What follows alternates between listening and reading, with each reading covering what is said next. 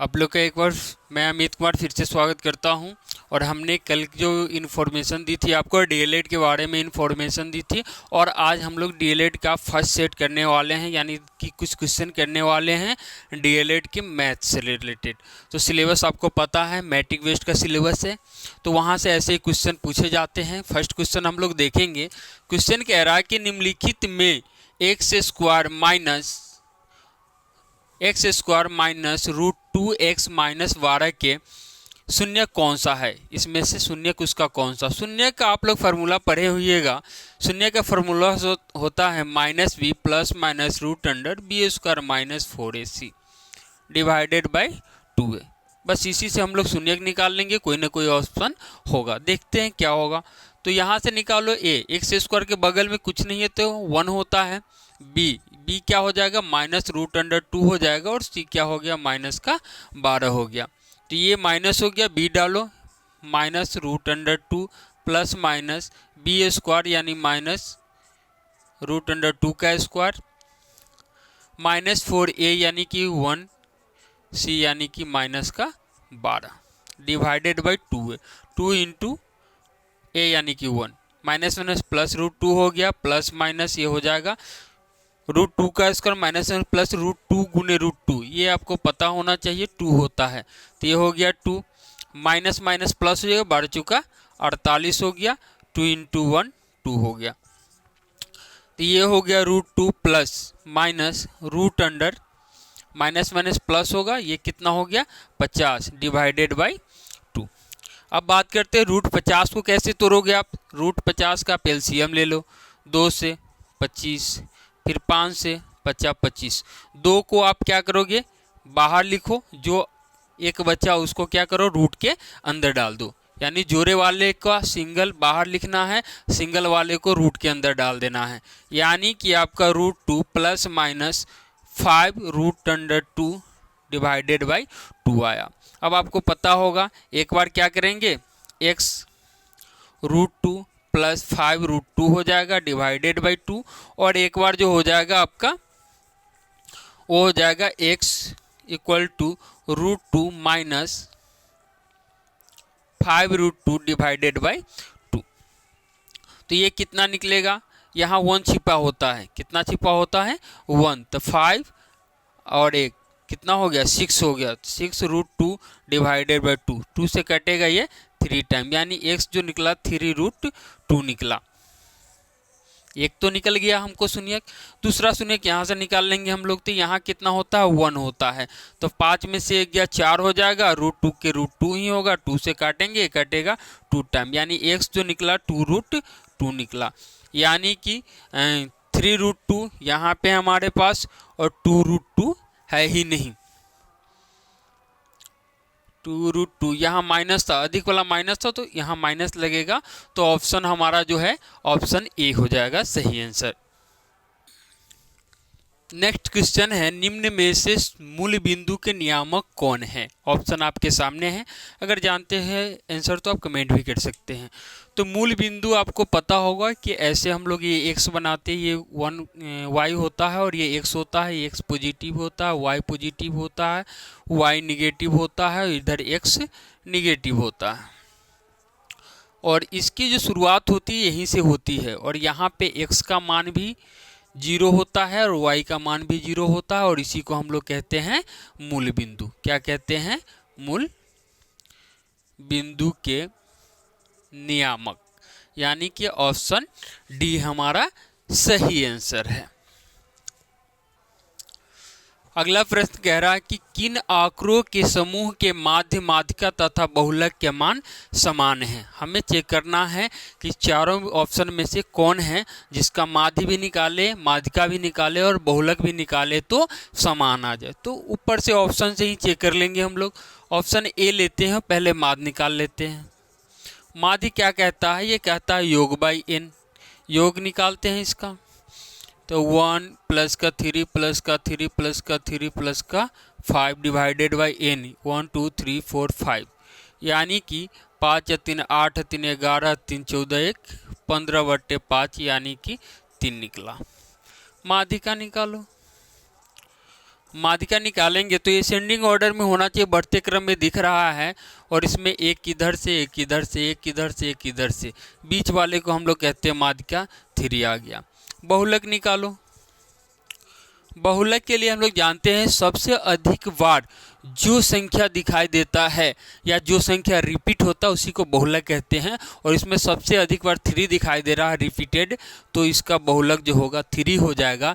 यानी कि माध्यिका बहुलक का मान समान होगा किसका, ऑप्शन नंबर ए का। ऑप्शन नंबर ए ही हमारा सही है। ऐसे प्रश्न अगर एग्जाम में आते हैं तो आप ए से लेके डी तक ऑप्शन डाल के या एक एक ऑप्शन को चेक करके ही निकाल सकते हैं। नेक्स्ट क्वेश्चन है आपके सामने कि यदि बिंदु 7y 6, x, -6 और 9, 10 द्वारा बनाए गए त्रिभुज का केंद्रक 6, 3 है तो x और y का मान निम्न में से कौन होगा। एक बार फिर से रिपीट करते हैं। कह रहा है बिंदु 7y यानी कि ये x1 y1 होता है, x, -6 यानी कि x2 y2 होता है, 9, 10 यानी x3 y3 होता है। तो इसके द्वारा बनाए गए त्रिभुज का जो केंद्रक होता है वो दिया हुआ है 6 और 3 यानी कि x और y का मान दिया हुआ है। अब हम बात करते हैं केंद्रक दिया हुआ तो x और y का मान क्या होगा, यानी कि ये वाला y निकालना है और हमें ये वाला x का मान निकालना है। तो केंद्रक आप लोग निकाले होंगे, नहीं निकाले तो देखिए सिंपल तरीका से निकाल सकते हैं। इसमें क्या होता है x1 + x2 + x3 divided by 3 equal to, यहाँ से x का मान डाल देंगे हम लोग 6। तो x1 कितना है 7 + x2 कितना है x + x3 कितना है 9 divided by 3 equal to 6। 9, 7, 16 plus का x, ये 3 डिवाइडेड में है, इधर जाके इंटू में चला जाएगा तो 6 इंटू का 3, तो x इक्वल टू कितना हो गया 18। x इक्वल टू हो गया 18 - 16 यानी x का मान जो निकला 2 निकला। अब यहाँ से हम लोग y वाले क्या कर लेंगे, y1 + y2 + y3 divided by 3 equal to, यहाँ से y ले लेंगे हम लोग कितना है 3, डालो यहाँ पे मान, यानी कि y प्लस का -6 और प्लस का 10 डिवाइडेड बाई 3 इक्वल टू 3। ये इधर जाके इंटू करेगा, 3 3 9 हो जाएगा, इसको करेंगे तो y प्लस के 10 में से 6 गया 4 हो गया, y बराबर निकालेंगे 9, ये प्लस था माइनस किया, y का मान निकल गया 4। 2 और 4 हमको क्या हो गया कि आंसर प्राप्त हो गया, और 2 और 4 नहीं हैं। 10 में से 6 गया, यहाँ पे 4 हो गया।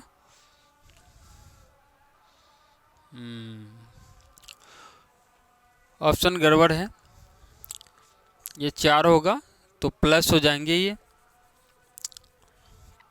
प्लस का 4 हो गया तो 9 प्लस तो माइनस का 4 होगा, सॉरी माइनस का 4 होगा तो y का मान 5 हो जाएंगे, और x2 और y हमारा 5 निकल गया, यानी कि ऑप्शन नंबर डी जो है हमारा क्या है सही आंसर होगा। अगला क्वेश्चन है कि एक त्रिभुज में cos a + b/2 अगर एंगल है तो इसमें से किसके बराबर होगा। तो सॉल्यूशन करेंगे हम लोग, तो हम लोग जानते हैं कि त्रिभुज के तीनों कोनों का योग जो होता है वो 180 डिग्री होता है। अगर हम इसमें दोनों साइड डिवाइड कर दे 2 से, कर सकते हैं रूल से, क्योंकि यहाँ 2 चाहिए तो करेंगे हम, तो a + b/2 कर दे, यानी कि a + b/2 करके प्लस का c/2 कर सकते हैं, ये कटेगा कितना हो गया 90 डिग्री। a + b/2 करेंगे तो ये 90 डिग्री माइनस का c/2 प्लस था, इधर आके माइनस हो जाएगा। अब यहाँ पे हमें जो चाहिए वही लगाओ, आपको कॉस वाले को इक्वल करना है तो कॉस लगाओ इधर भी, और इधर भी आप क्या करो कॉस लगा दो, इधर भी आप क्या करो कॉस लगा दो। हम थोड़ा सा हटके लिख देते हैं, यानी कि ये तो 90 डिग्री था, माइनस प्लस c/2 आया तो c/2 हो गया माइनस का, और यहाँ कॉस लगाया तो हम यहाँ भी कॉस, दोनों साइड सेम से गुना सेम से भाग कर सकते हो, सेम एंगल लगा सकते हैं, सेम फंक्शन लगा सकते हैं, रूल्स होते हैं। तो इसको यही रहने देंगे, क्योंकि इसके बराबर निकालना है तो a + b/2 इक्वल टू, हमने पढ़े थे क्लास 10th में कि भैया cos 90 डिग्री माइनस थीटा होता है साइन थीटा। तो cos किस में बदल जाता है? साइन में। तो cos भी बदल गया साइन में और थीटा निकल गया बाहर, यानी कि c/2 निकल गया बाहर। तो इसके बराबर कौन होगा? तक साइन c/2 होगा। ये ऑप्शन नंबर हमारा ए बिल्कुल सही है। नेक्स्ट क्वेश्चन है हमारे पास कि 3/15 यानी 3/15 है, इसमें से क्या है? शांत आवर्ती है, अशांत आवर्ती है, इन दोनों हो गए, इनमें से कोई नहीं, निकालेंगे हम लोग। तो हम एक बात करेंगे कि आप जानती है p/q और q नॉट इक्वल टू 0 और q इक्वल टू 2 के पावर m इंटू 5 के पावर n होता है। कहने का मतलब है कि नीचे वाला जो होता है उसको हम लोग तोड़ेंगे और वो हर हाल में हमको आना चाहिए 2 और 5 के गुणनखंड के रूप में। तो एक बताते हैं शांत का गुण बताते हैं हमने कि ये m और n हो जाए, और m और n जो होता है पूर्ण संख्या होता है, ठीक है, यानी कि ये 0 1 2 0 से स्टार्ट होता है, इन्फिनाइट तक जाता है। अब हम बात करते हैं कि अगर 2 आता है फिर भी ये शांत आवर्ती होगा, अगर 5 आता है फिर भी ये शांत आवर्ती होगा। कौन आएगा? यानी कि q इक्वल टू 2 आता है सिर्फ, 5 आता है सिर्फ, फिर भी शांत होगा, या 2 इंटू 1 आता है फिर भी शांत होगा, 5 इंटू का 1 आता है फिर भी शांत होगा, ये 1 इंटू का 2 आएगा फिर भी शांत होगा, 1 इंटू का 5 आएगा फिर भी शांत आवर्ती होगा। क्लियर है? अब बात करते हैं कैसे। तो हम इसको ऐसे लिख सकते हैं, 2 इंटू 1 को हम 5 के पावर 0 लिख सकते हैं। क्यों? क्योंकि किसी भी संख्या के पावर में 0 हो तो उसका मान ये होता है।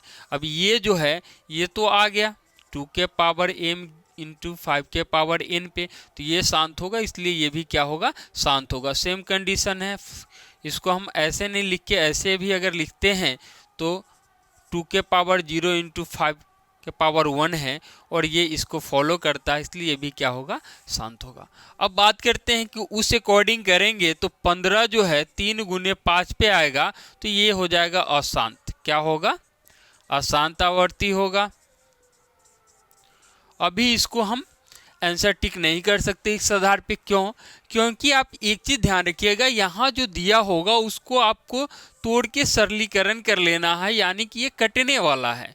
1 यानी 3 एकम 3, 3 पचे 15, 1/5 हुआ, 1/5 हो गया, तो हमारे पास जो है q इक्वल टू तो 5 आ ही गया। q इक्वल टू अगर 5 आता है तो क्या होता है? शांत होता है, इसलिए ये आंसर जो है हमारा बिल्कुल सही होगा। बहुत ही अच्छा क्वेश्चन है ये। कह रहा है कि यदि cosec theta equal to 2x और cot theta equal to 2/x तो 2x² माइनस 1/x² का मान निम्न में से कौन सा होगा?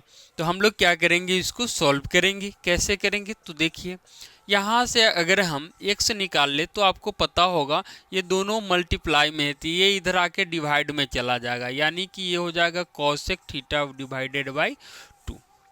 हमें क्या चाहिए? थोड़ा सा ध्यान देंगे तो हमें तो चाहिए मेनली ये वाला चाहिए कि 2x² minus 1/x² equal to, तो हमें x² चाहिए। यहाँ x मिल चुका है, x का स्क्वायर करेंगे तो इसका भी करना होगा दोनों साइड, तो ये हो जाएगा cosec square theta divided by 4।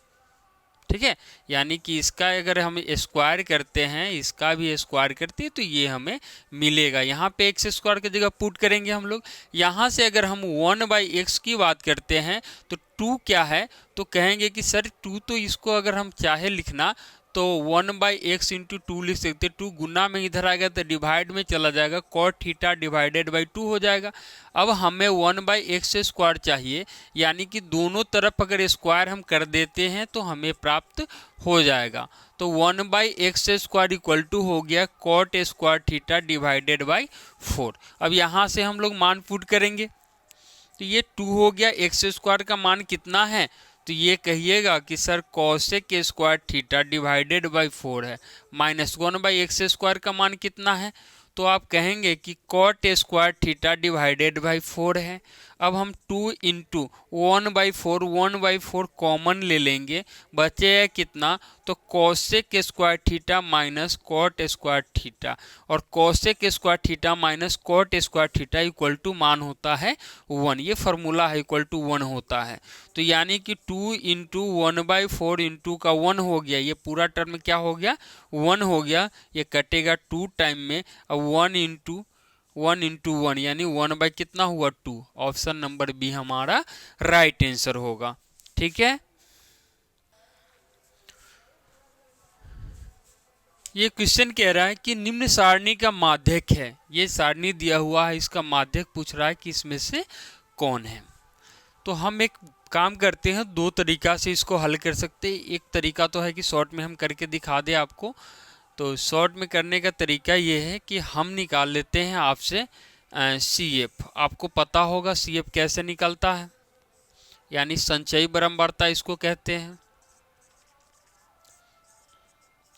संचयी बारंबारता ये 1 हो जाएगा, इसको जोड़ेंगे 2 1 3 हो जाएगा, 3 3 6 हो जाएगा, 6 2 8 हो जाएगा। और बारंबारता का जोड़ भी इसके जोड़ के बराबर होता है, और बारंबारता को हम लोग कहते हैं n, यानी कि n/2 आपको निकालना होगा। हमने निकाल दिया 8/2, यानी कि ये निकला 4। अब CF में देखना 4 से 12, 4 से 12 क्या है, 6 है। क्या है, 6 है।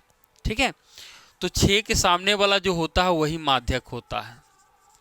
माध्यक कितना हो जाएगा हमारे पास, तो ये हो जाएगा 6। ये हो गया हमारा आंसर। ठीक है, एक तरीका ये है। दूसरा तरीका क्या है कि ये n होता है, और n क्या आया, सम संख्या आया। 8 क्या है, ये सम संख्या है। तो सम संख्या का हम लोग माध्यक निकालते थे, माध्यक तो ये होता है n/2 टर्म पद प्लस n/2 प्लस 1 पद डिवाइडेड बाई 2। तो n/2 यानी कि 8/, यहाँ से हम लोग लिखते हैं n/2 हमने किया है 4 आया है, तो चौथा पद चाहिए हमको, प्लस n/2 यानी कि ये किए हैं तो 4 आया है, तो 4 आया कितना हो जाएगा, 5वां पद डिवाइडेड बाई 2। तो चौथा पद, ये पद दिखाता है, तीसरा पद पे 4 है, चौथा छठा पद, यानी कि तीसरा के बाद में चौथा 5वां और छठा सभी पद पे 6 ही आएगा। तो यानी चौथा पद पे भी 6 हो गया, प्लस में 5वां पद पे भी 6 हो गया, डिवाइडेड बाई 2 यानी कि 12/2 निकालेंगे तो कितना हो गया, 6। ऑप्शन 6 हमारा आंसर हो गया। अब बात करते हैं हम लोग माध्यक का डाटा का, कि डाटा कैसे करते हैं। तो आप पढ़े होंगे कि इस डाटा का 3 1 है मतलब एक बार लिखाएगा, 4 2 है मतलब कि 4 2 बार लिखाएगा, 6 3 है मतलब कि 6 3 बार लिखाएगा, उसके बाद 7 2 है मतलब कि 7 2 बार लिखाएगा। हमने लिख दिया। अब हमने क्या किया, इधर से छाटो, इधर से छाटो, इधर से छाटो, इधर से छाटो, इधर से छाटो, बीच में जो बचता था उसी को जोड़ के 2 से भाग दे दो, जो आता था वही क्या हो जाता था, माध्यक। तो ऑप्शन क्या है हमारा, 6 होगा, यानी ऑप्शन नंबर बी होगा हमारा सही आंसर। अगला क्वेश्चन है कि वह चर मान या ये एक्स का मान या एक्स आई कहते हैं, उसका मान, जैसे कि आपको डाटा दिया रहता है, इसकी बात कर रहा है, जिसका बारंबारता वितरण यानी कि वितरण मतलब डाटा सर्वाधिक हो कहलाता है। जिसका डाटा यानी वितरण यानी कि बारंबारता अधिक हो वो क्या कहलाता है। तो हम लोग पढ़े हैं कि जिसकी संख्या अधिक हो वो क्या कहलाता है, बहुलक कहलाता है। यानी कि ये एक्सआई दिया हुआ है, इसी को हम लोग हिंदी में कहते हैं चरमान कहते हैं, एक्स या एक्सआई से दिखाते हैं। तो ये दिया हुआ है, इसमें बारंबारता यानी उसकी संख्या सबसे सर्वाधिक मतलब सबसे अधिक, तो सबसे अधिक किसकी संख्या 8 का, इसलिए बहुलक क्या होगा 8। कहने का मतलब है कि सर्वाधिक जिसकी संख्या रहती है, यानी बारंबारता मतलब संख्या ही होता है, जिसकी सर्वाधिक संख्या होती है उसी को क्या कहते हैं हम लोग, बहुलक कहते हैं। अगला क्वेश्चन है कि बहुपद P x square minus 5x plus 6 के शून्य निम्नलिखित में से कौन सा है। इसका दो तरीका है, अगर आपको आता है फर्स्ट इंटू लास्ट करने तो आप उसको कर लो, या x equal to minus b plus minus root under b square minus 4ac आता है तो आप ये कर लो, इंटू डिवाइडेड बाई 2a, यानी कि इस फार्मूला पे भी आप तोड़ सकते हैं, फिर भी आपका आंसर निकल जाएगा। दूसरा तरीका क्या है, first into last, first into last, यानी कि इसको आपको मल्टीप्लाई करके मध्य पद निकालना होगा, उस तरीका से भी ये बन जाएगा। तीसरा तरीका है, ये पहला, दूसरा, तीसरा, जो आपको बेहतर लगे उस तरीका से ऐसे क्वेश्चन का हल निकाल सकते हैं। तीसरा तरीका है कि x के